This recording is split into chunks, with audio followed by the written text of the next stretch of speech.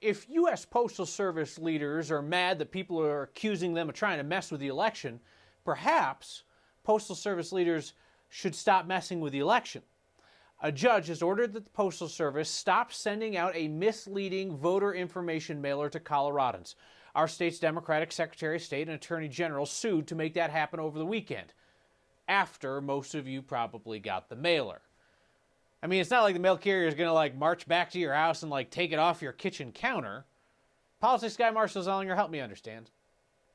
Just like every election in Colorado since November 2013, you're going to get your ballot in the mail. Yet the Colorado Secretary of State and the Attorney General are suing the Postal Service to prevent delivery of an election-related notice that's being delivered in the mail. Marshall, for every person who gets one of these postcards, that's one more misinformed voter. These notices give general information about voting by mail, information that is not specific to Colorado, since we already get our ballots by mail automatically and can return them at drop boxes in addition to mailing them back. What worries me is that Colorado voters need to get a clear message as to how our system works. When the federal government interferes and offers an incorrect message that goes against the way things actually work, people do get confused. On Saturday, Colorado was granted a temporary restraining order preventing the Postal Service from delivering these. But what good is that court order when so many of us already receive them? According to the Postal Service, 136 million of these mailers were sent out in the United States, 2.2 million through the Denver Processing and Distribution Center.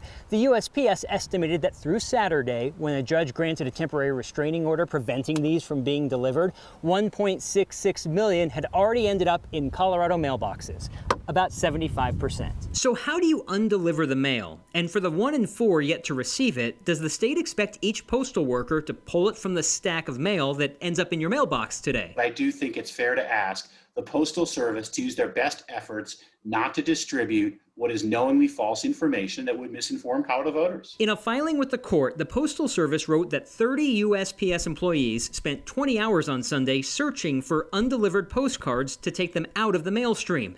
And yeah, individual carriers were directed to remove the postcards from the mail and to not deliver them. What a mess. There's a court hearing set for Friday. Secretary of State's office said they're considering asking the court to order the Postal Service to mail out a correction in Colorado.